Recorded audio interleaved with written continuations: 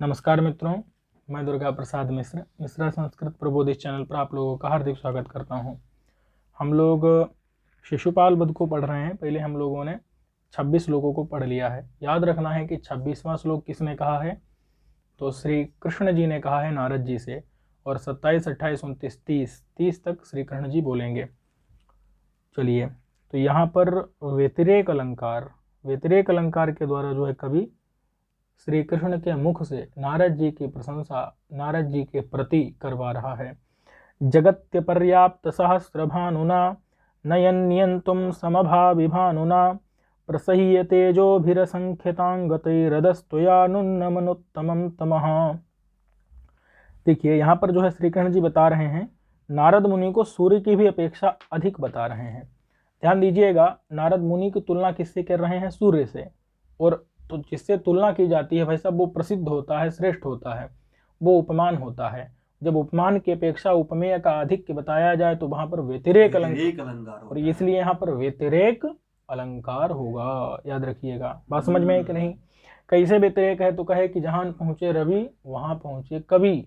तो ये कवि यानी विद्वान, तो नारद मुनि क्या है? विद्वान है, ब्रह्म विद्या के ज्ञाता है।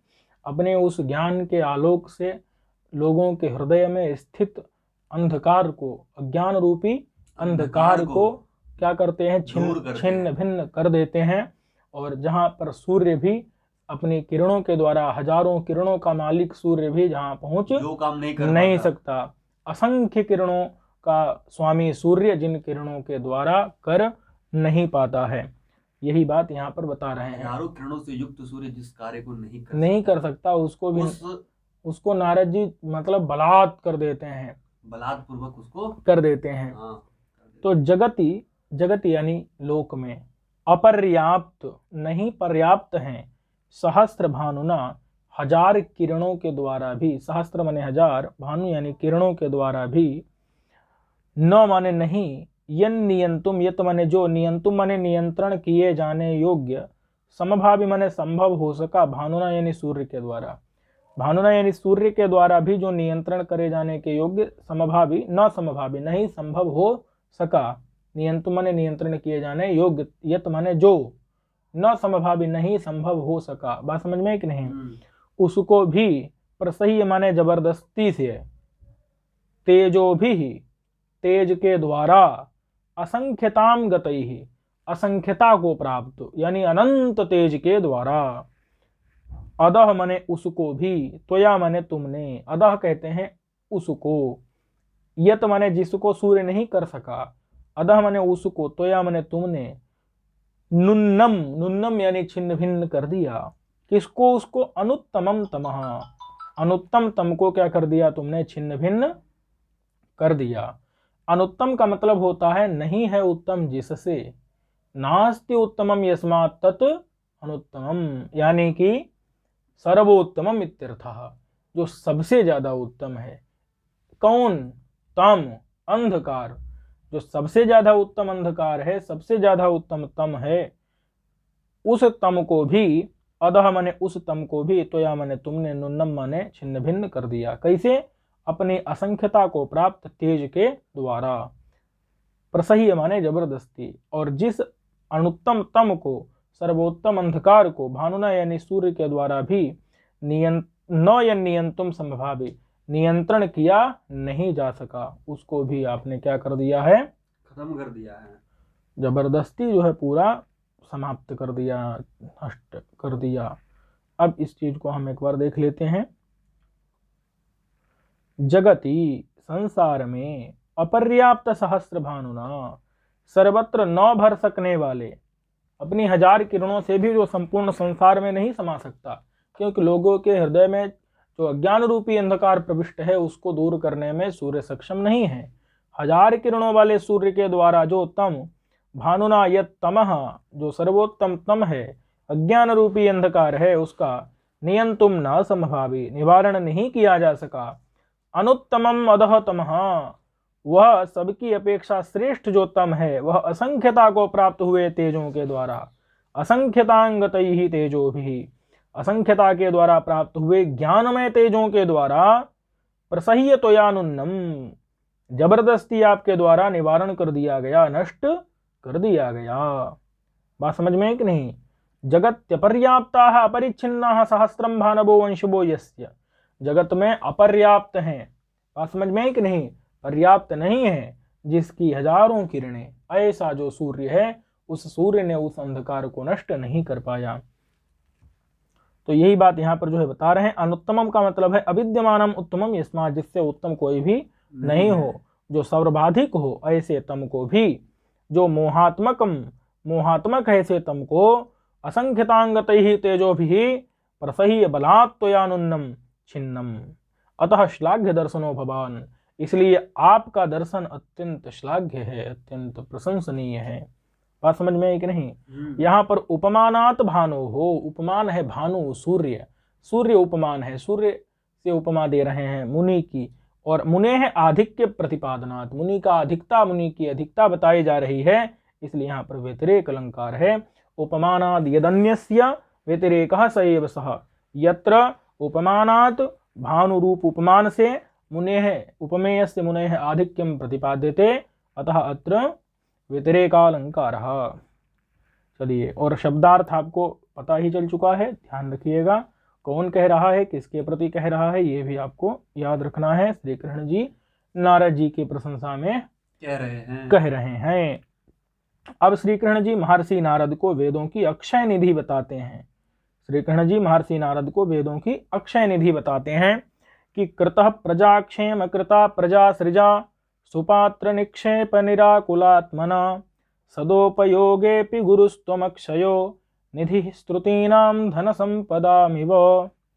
अर्थात कृतः मने की बना दिए गए हो, कृतः मने बना दिए गए हो, तुम अक्षयो निधि, अक्षय भंडार, जिसका कभी भी क्षय नहीं होता है, क्योंकि तुम्हारे पास विद्या है, और विद्या जब किसी को दी जाती है तो वो क्या होती है, बढ़ती ही रहती है। बात समझ में है कि नहीं?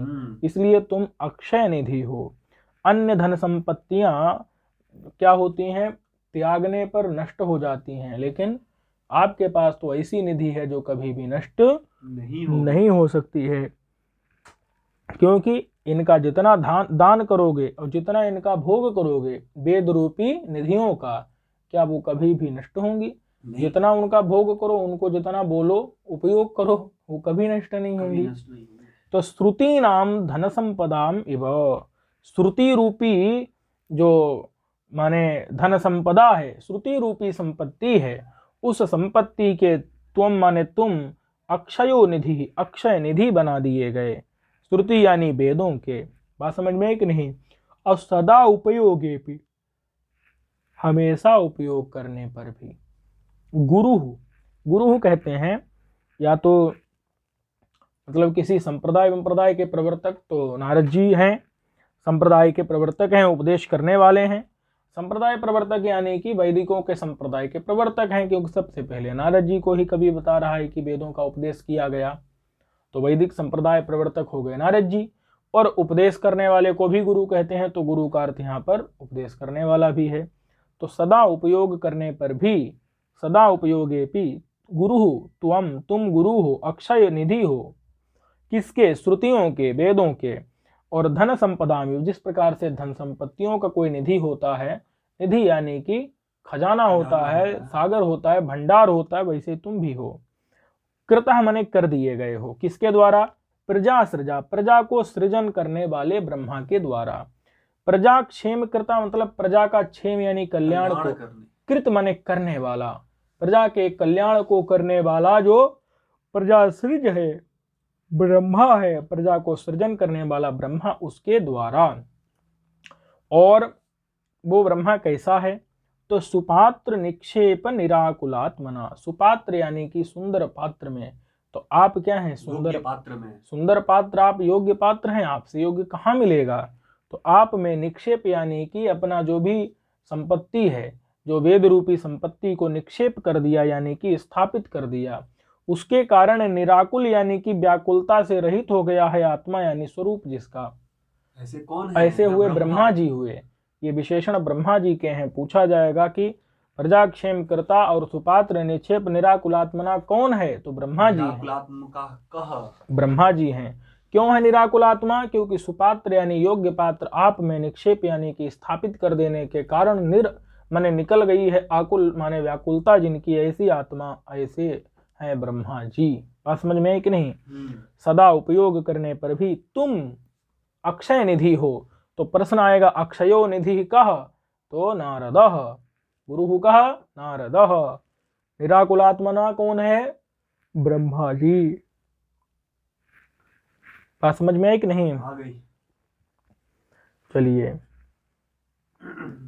इसी बात को यहाँ पर जो है बता रहे हैं कि प्रजाक्षेम कृता अपने प्रजा का कल्याण करने वाले, सुपात्र निक्षेप पुनराकुलात्मना सुयोग्य पात्र में अपनी निधि रखने के कारण स्वस्थ चित्त वाले, प्रजा सृजा यानी ब्रह्मा, त्वम माने तुम, धन संपदामिव आप धन संपत्ति के समान, वेदों के श्रुतियों के सदा उपयोग किए जाने पर भी अक्षय गुरु निधि क्षीण ना होने वाले महान निधि बनाए गए हैं। कृतः माने बना दिए गए हैं। अब यहां ध्यान ये देना है प्रजा और प्रजा सृजा, गुरु और सुपात्र, ये सब शब्द जो है श्लिष्ट हैं, क्योंकि प्रजा का अर्थ यहाँ पर एक क्या है?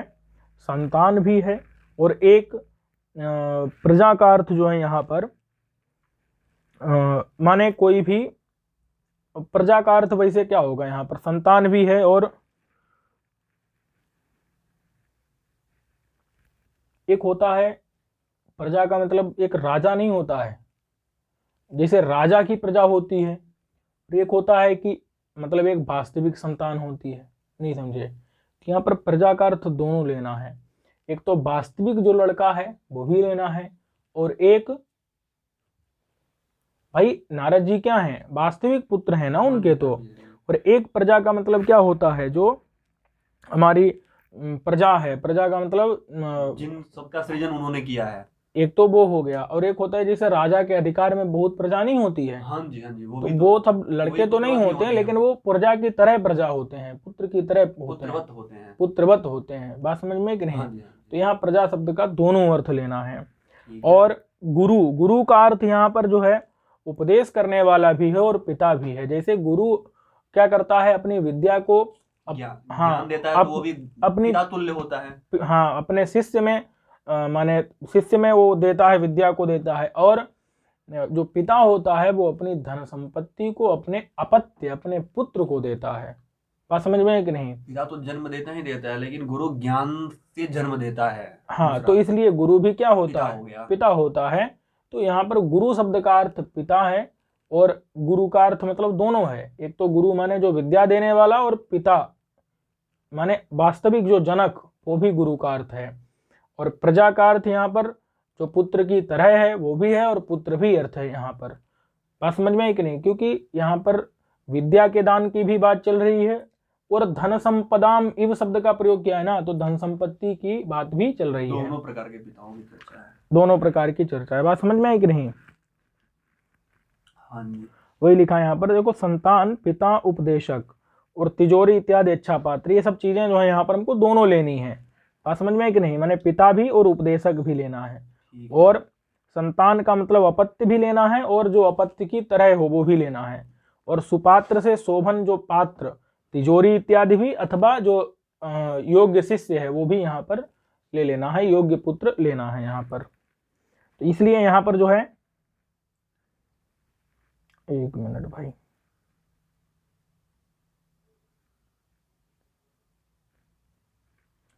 चलिए, तो पात्र का मतलब देखिए योग्य और भाजन दोनों लेने हैं। तो ये सब चीजें यहाँ पर इन्होंने वैसे लिखी हैं कि सुपात्र माने योग्य पुरुष में, अथवा कटाह इत्यादि दृढ़ भाजन में।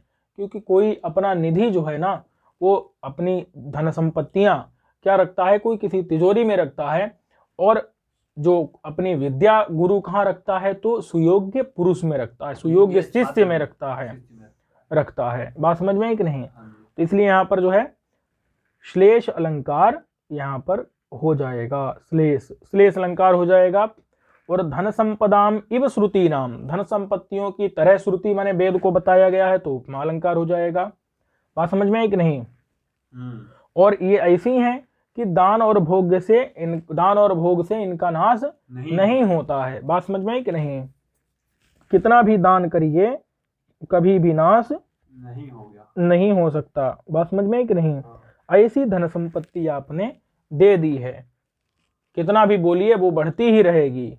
अनंत धन संपत्ति अथवा अनंत आपने, माने वेद रूपी धन संपत्ति क्या है? अनंत संपत्ति है। अनंत संपत्ति को आपने प्रदान किया। चलिए, तो यहाँ पर श्लेष अलंकार हो जाएगा। तो इसके साथ ही हम लोग अगले श्लोकों को लेकर के अगले वीडियो में मिलेंगे। तब तक के लिए नमस्कार।